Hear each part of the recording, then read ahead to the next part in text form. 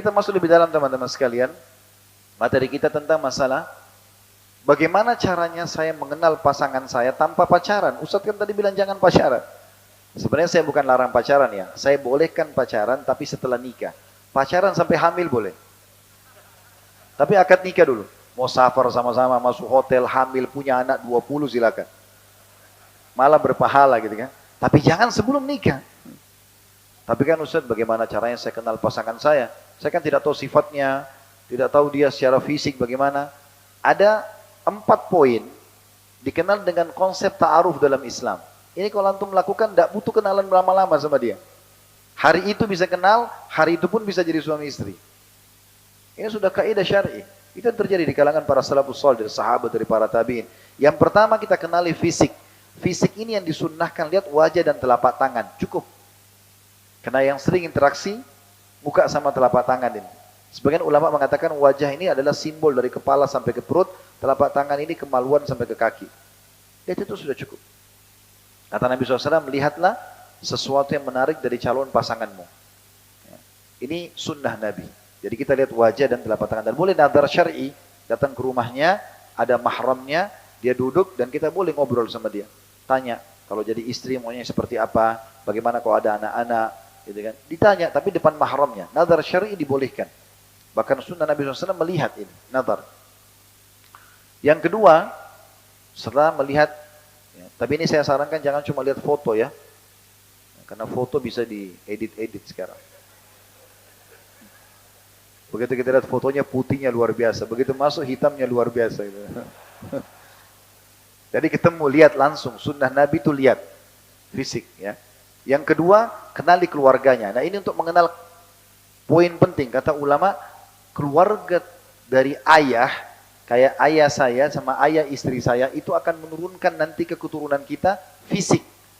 Warna kulit, rambut, fisik itu akan turun dari keluarga ayah saya dan keluarga ayah istri saya. Makanya kalau kita lihat keluarga ayahnya saja. Oh keluarga ayahnya, misalnya putih-putih, oh berarti anak kita nanti akan begitu. Makanya pernah ada sahabat, dia putih, istrinya putih, yang keluar hitam. Ya Rasulullah, lapor. Di mana nih ceritanya? Ini jadi tanda tanya, putih-putih keluar hitam. Kebetulan sahabat ini punya peternakan unta. Kata Nabi SAW, kau punya unta nggak? Ada ya Rasulullah. Warna apa untamu? Coklat muda. Yang jantan sama betina. Ada anaknya nggak? Ada. Apakah anaknya sama warnanya sama ibu induknya? Ayah sama ibunya? Dia bilang tidak ya Rasulullah. Ada warna hitam, ada warna coklat muda, ada coklat tua. Kata Nabi SAW, kenapa? Kenapa anaknya nggak sama dengan induknya atau ayah ibunya? Kata dia, mungkin dari jalur keturunannya. Kata Nabi SAW, anakmu juga begitu. Pernah lihat nggak? Suami istri tapi anaknya beda sendiri. Itu karena ini dari kakek-kakeknya dulu. Ada keturunan begitu, gitu kan? Kalau dari keluarga ibu saya sama ibu istri itu karakter, sifat secara umum. Jadi kita lihat sifat umumnya keluarga. Kalau ada satu dua orang yang tidak baik itu bukan jadi tolak ukur. Sifat umumnya keluarga. Berarti antum sudah bisa kenal sifatnya dia dan nanti keturunan kita. Sederhana, hari itu juga sudah bisa. Yang ketiga, kenali lingkungannya. Kita boleh bertanya, maaf saya mau tanya, kalau weekend biasanya kemana? Oh saya biasa ke diskotik, saya ke bar, atau saya biasa kalau weekend saya ke masjid dekat rumah, saya ada ibu yang tua saya berbakti. Antum sudah ambil kesimpulan. Ini lingkungannya orang seperti apa? Dia kerja di mana? Ya, dia bergabung sama siapa? Itu kita cari secara umum. Dan itu bisa kita bertanya. Yang terakhir, yang keempat, istikharah. Sholat 2 rakaat saja. Istikharah jalan pintasnya doa. Gitu kan? Ada seorang jemaah kami kemarin haji, saya minta dia nikah, subhanallah, saya lobby dia sebelum duhur, habis asar sudah menikah. Ya. Sama-sama jemaah haji. Saya habis duhur bicara sama dia, sudah menikah? Belum. Ada si fulan itu, mau menikahkan anaknya, mau enggak? Mau Ustaz. Baik, dia langsung mau. Tanya keluarga perempuannya, mau. Pas masuk masjid haram, habis sholat duha, saya bilang panggil, sini akhi. Coba sholat istikharah 2 rakaat. Habis sholat istikharah saya pandu doanya. Kalau teman-teman belum hafal tinggal ketik di Google doa istikharah. Baca habis salam. Baca doanya. Setelah selesai baca sebut namanya perempuan itu. Tenang nggak? Tenang. Saya lamarin ya? Iya. Baik. Habis makan siang saya lamarin di keluarganya si perempuan ini. Setuju mereka, habis asar di taklim saya menikah.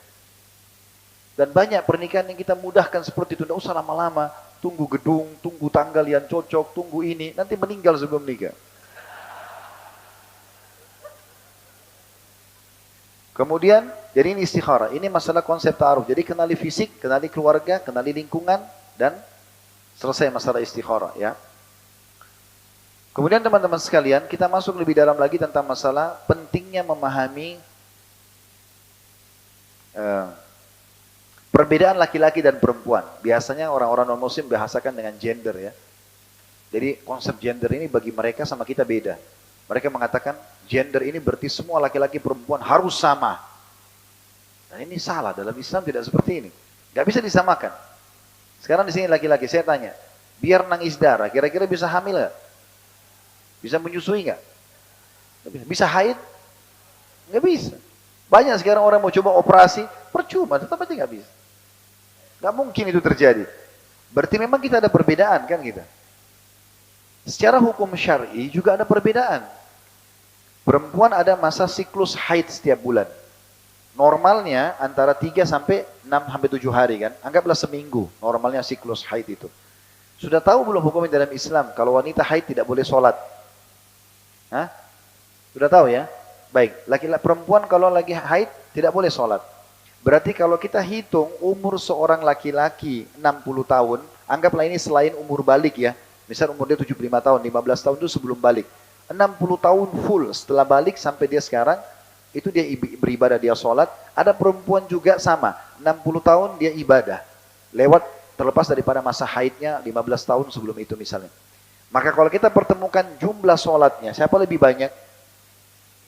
Laki-laki, karena ini ada siklus haid. Berarti dari seperempat, 1 bulan kan 4 minggu. 1 minggunya habis tidak sholat. Berarti dari 60 tahun itu ada 15 tahun mereka nggak sholat. Sama nggak? Beda kan? Beda, berarti harus difahami konsep gender dalam Islam itu memang ada perbedaan di antara kita, tidak bisa dipaksakan. Cuman Islam datang mengatur itu dengan benar. Allah SWT bebankan sesuatu beban yang masing-masing akan nanti mendapatkan pahala yang seimbang. Jadi nggak boleh dipaksakan. Akhirnya kita paksakanlah perempuan kita harus bentrok sama laki-laki di jalan-jalan, di tempat-tempat kerja, di pasar-pasar, terus harus semuanya sama. Akhirnya lahirlah orang-orang yang perempuan merasa, oh kenapa dia laki-laki bicara, saya harus seperti dia. Terjadi sampai pada tingkat seperti sekarang, operasi kelamin dan seterusnya. Gitu kan. Karena ini melampaui batas normal ya, gender. Baik, ada sebuah riwayat menarik, riwayat Al-Hakim dengan sanad sahih. Ada pernah seorang perempuan datang kepada baginda Nabi SAW. Ini sebenarnya dalam tulisan saya cukup panjang ya, tapi saya ringkaskan ke riwayat ini saja. Kita melihat waktu juga, ada seorang wanita datang kepada Nabi SAW di masjid, lalu beliau berkata, ya Rasulullah, aku ini utusan semua wanita di Madinah. Semua wanita di Madinah aku utusannya. Maka aku ingin bertanya, boleh nggak? Kata Nabi SAW, silahkan.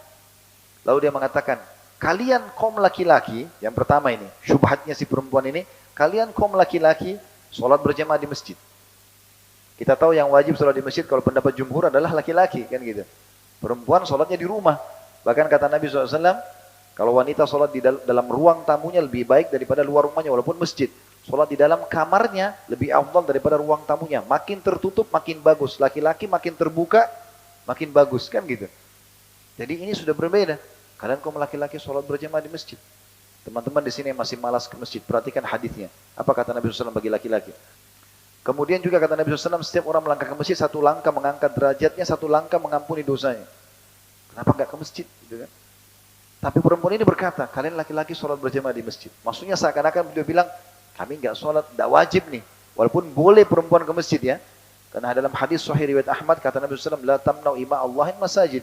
Yang kalian tahan para hamba wanita, Allah untuk sholat di masjid gitu ya. Tapi laki-laki cenderung disuruh. Yang kedua, kalian mencari nafkah buat kami. Perempuan tidak ada kewajiban cari nafkah, sunnah saja. Tapi kalau wajib laki-laki. Bahkan kata Nabi SAW dalam hadis riwayat Muslim, kafa lil mar'i ithman an yudayyi'a man yaqutu. Cukup berat siksaan bagi seorang laki-laki membengkalikan kewajiban nafkahnya. Jadi dosa besar, bagi perempuan tidak. Teman-teman sudah tahu kenapa kita laki-laki dapat 2 bagian warisan, perempuan 1. Apa sebabnya? Allah bilang, lidzakari mithlu hadzil unthayain. Laki-laki dapat 2 bagian dari perempuan. Karena perempuan dalam setiap keadaannya aman. Sebelum nikah dinafkahi oleh ayahnya. Setelah menikah dinafkahi oleh suaminya. Kalau laki-laki tidak. Kita ini laki-laki wajib dinafkahi oleh ayah kita sampai balik saja. Setelah balik sudah sunnah. Teman-teman yang sudah kuliah di sini, gak bisa Anda bilang, ayah biaya kuliah saya. Gak bisa, itu bukan kewajiban. Tapi kalau beliau mau kasih itu sedekah. Jangan dipaksakan, gitu kan? Karena kewajibannya cuma sampai itu. Setelah itu pun kita harus menafkahi diri kita, menafkahi istri kita, makanya warisannya 2. Kata perempuan ini, kalian mencari nafkah. Dan kata Nabi SAW dalam hadis Bukhari, siapa yang keluar mencari nafkah, ikhlaskan untuk keluarganya, maka dia seperti mujahid di jalan Allah. Seperti jihad, cari nafkah itu. Yang ketiga, kalian mengantar jenazah. Sholat jenazah bagi wanita boleh. Ngantar jenazah ini khilaf di antara ulama. Tapi yang paling kuat mengatakan tidak boleh ngantar jenazah. Ini pernah saya bahas dalam kitab At-Tadhkirah, kitabnya Imam Qurtubi di YouTube sudah ada. Bagaimana pendapat-pendapat para ulama tentang masalah ini. Tapi lebih cenderung pendapat ulama yang paling kuat adalah melarang wanita mengantar jenazah ke kuburan. Ya. Intinya teman-teman sekalian, kata Nabi SAW, siapa yang sholat jenazah dapat 1 qiraat.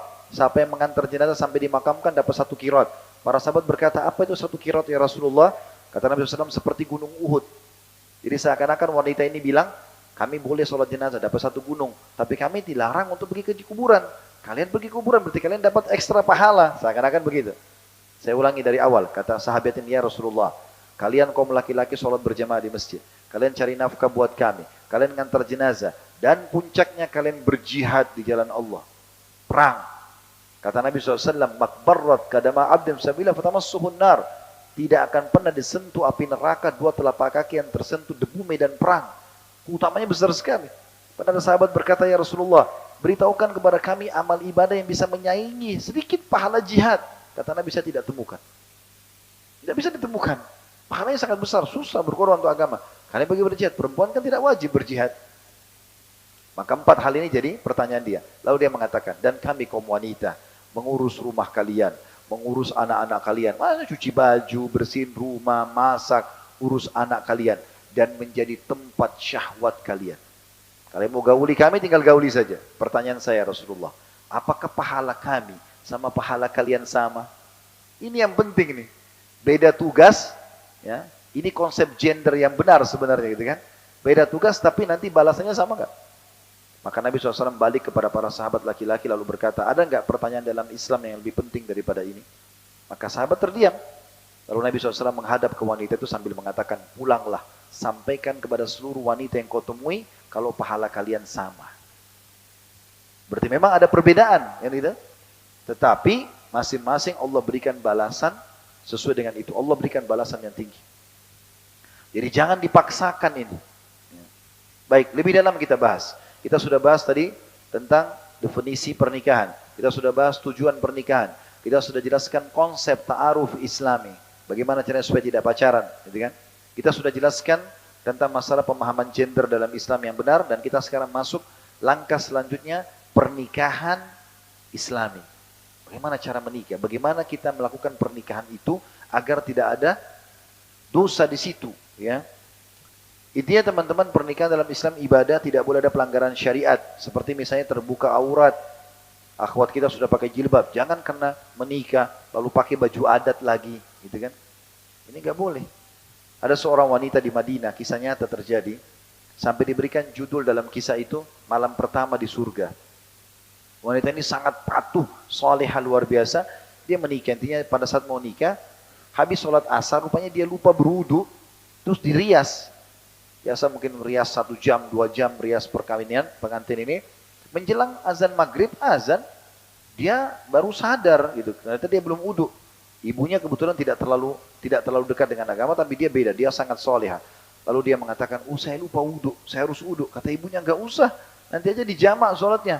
Dia bilang, enggak ada udzur jamak ini. Nantinya dia sedikit bersikeras sampai ibunya akhirnya izinkan dia harus wudu, maka make upnya kena air lagi otomatis. Itu ditebarkan sejadah, dia sholat maghrib di ruangan itu. Sujud pertama, di rakaat pertama, anak perempuannya nggak bangun-bangun. Ibunya panggil, ayo cepat nak, nggak bangun.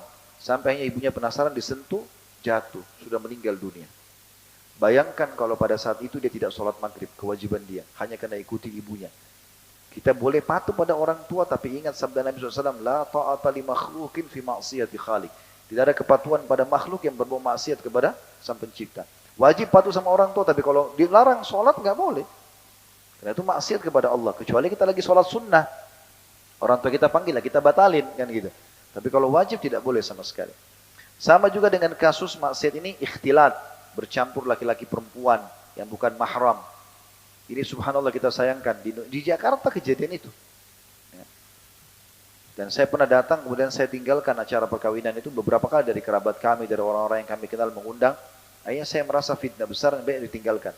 Jadi menjadi ajang pertemuan yang luar biasa. Datanglah penyanyi-penyanyi yang terbuka auratnya, kemudian datanglah perempuan yang masih muda-muda, laki-laki muda-muda, ini dengan cantiknya, ini dengan gagahnya, lalu mereka bertemu dengan wanginya, janjian, bahkan mereka jadikan kalau di hotel-hotel bintang 5 ajang untuk berzinahan, janjian langsung booking hotel di atas. Semua karena masalah pencampur bauran ini, gitu kan. Kenapa nggak dilakukan secara syar'i? Saya pernah waktu salah satu guru kami di Madinah, Dr. Saleh Suhaimi hafizahullah, beliau buta matanya, beliau pernah menikah dan salah satu karena beliau poligami, salah satu istrinya adalah pernah belajar sama kami di Makassar dulu. Waktu itu saya tawarkan ada syekh mau nikah gini, alhamdulillah dia mau. Sampai sekarang masya Allah masih bersama di Madinah dan semoga langgeng rumah tangganya. Sudah lebih dari 12 tahun menikah dan punya anak perempuan juga sudah gadis. Intinya pada saat menikah itu syekhnya telepon saya, dia bilang Khalid tolong adakan acaranya, nanti saya nyusul datang. Saya adakan di Makassar di Hotel Bintang 4 waktu itu. Lalu saya buat secara syar'i. Ada hijabnya, pemisah laki-laki perempuan, dan tidak ada sama sekali ribut-ribut, penyanyi-penyanyi segala macam, mempelai laki-laki di sini, mempelai perempuan di sini. Laki-laki masuk satu pintu, perempuan masuk satu pintu. Itu sampai saya didatangin sama manajer hotelnya. Pak, saya baru lihat pernikahan seperti ini. Rasanya nyaman juga ya.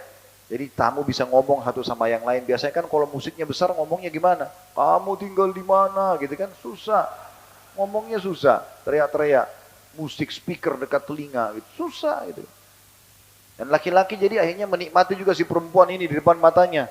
Ya, datang salaman, peluk-pelukan. Kan jadi masalah. Sampai kan sering ribut. Ternyata mantan pacarnya datang. Ini. Jadi masalah. Tapi perempuan sendiri laki-laki.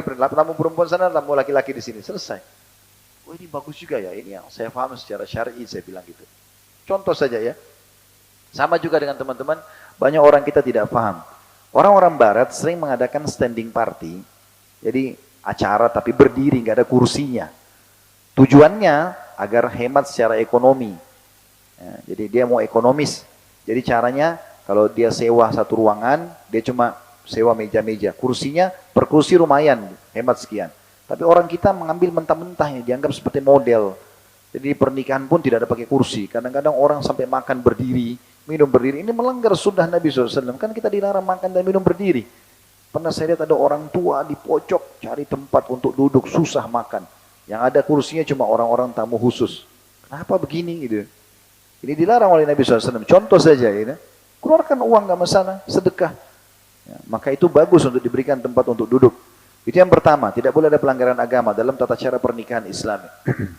Yang kedua, harus ada wali mempelai wanita. Ini walaupun janda, wajib ada walinya.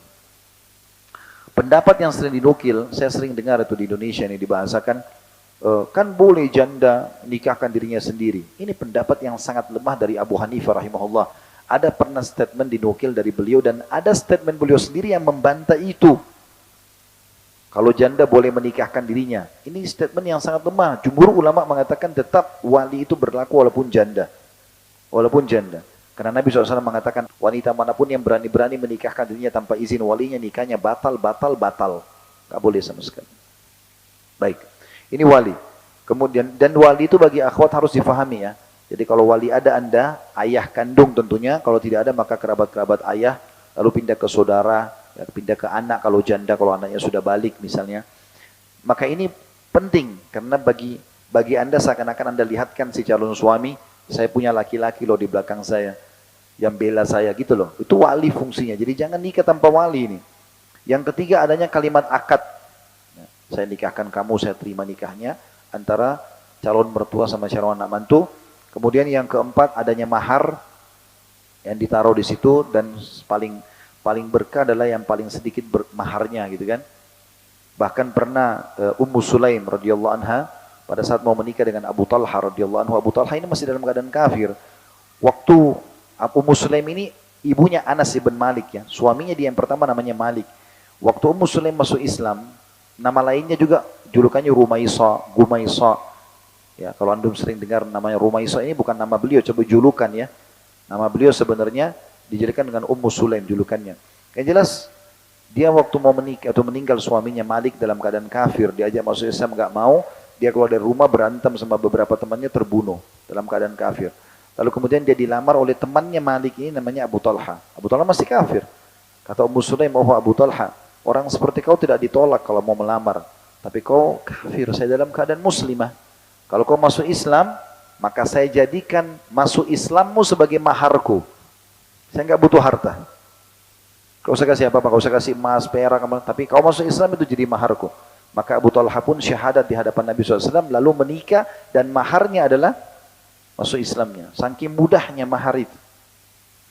Kemudian selanjutnya yang kelima adalah adanya dua saksi yang terpercaya dari kaum muslimin, dari kalangan laki-laki tentunya. Dan yang terakhir, yang keenam adalah diiklankan. Itu sesuai dengan sabda Nabi SAW kepada Abdurrahman bin Auf radhiyallahu anhu, "Aulim walau bisyat." Abdurrahman bin Auf radhiyallahu anhu masuk menikah, ya, kemudian dia datang tiba-tiba berubah penampilannya, bajunya bersih, wangi, seperti orang pengantin. Maka Nabi SAW dekati lalu mengatakan, "Ada apa wahai Abdurrahman?" Dia bilang, "Saya baru menikah ya Rasulullah." "Sama siapa?" kata Nabi SAW. Kata dia, "Sama seorang wanita Ansar." "Apa yang kau kasih dia?" "Emas seperti biji kurma." Ya, maka Nabi SAW mengatakan, "Aulim walau bisyat." Iklankan walaupun hanya dengan seekor kambing. Jadi kita dianjurkan mengadakan terutama pada orang-orang dekat, tetangga-tetangga, kerabat terdekat, supaya jangan sampai kita jalan dianggap kita jalan dengan pasangan